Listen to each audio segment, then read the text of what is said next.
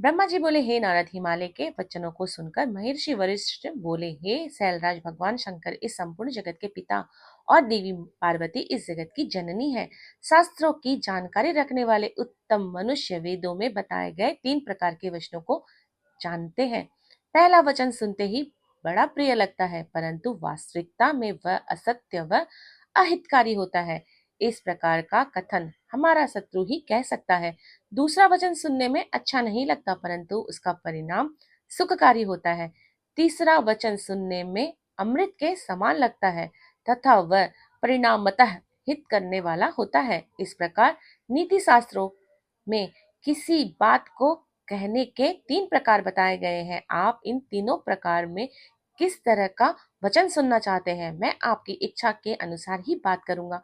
भगवान शंकर सभी देवताओं में स्वामी है। उनके पास दिखावटी संपत्ति नहीं, वे महान योगी हैं और सदैव ज्ञान के महासागर में डूबे रहते हैं। वे ही सबके ईश्वर हैं। गृहस्थ पुरुष राज्य और संपत्ति के स्वामी मनुष्य को ही अपना पुत्री का वर चुनता है। ऐसा ना करके यदि वह किसी दीनहीन को अपनी कन्या ब्याह दे तो उसे कन्या के वध का पाप लगता है। शैलराज, आप शिव स्वरूप को जानते ही नहीं है।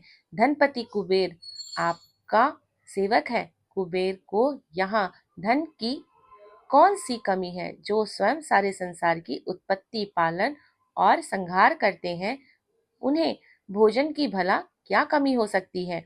ब्रह्मा, विष्णु और रुद्र सभी भगवान शिव के ही रूप हैं।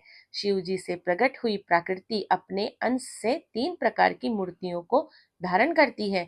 उन्होंने मुख से सरस्वती, वक्ष स्थल से लक्ष्मी एवं अपने तेज से पार्वती को प्रकट किया है।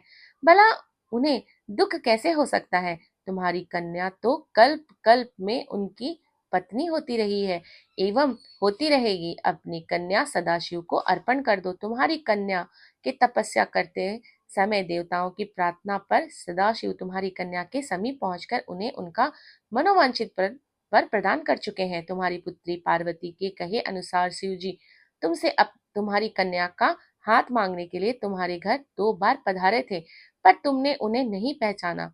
वे नटराज और ब्राह्मण वेशधारी शिव ही थे जो तुम्हारी कन्या का हाथ मांगने आए थे, पर तुमने मना कर दिया।